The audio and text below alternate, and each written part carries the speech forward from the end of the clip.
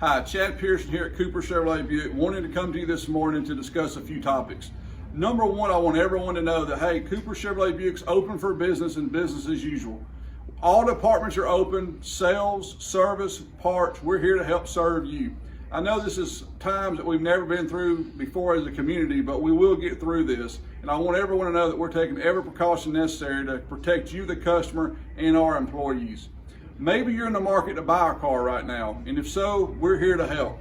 I want to reiterate a couple tools that are available to you online that you can use at home or on your mobile device. The biggest one is the Name Your Payment tool that's available to you at cooperchevrolet.com. With that tool, you're able to go in, pick out the car that you're looking at, submit your trade-in information, do your financing online, and really complete 90% of the process before you ever come to the dealership.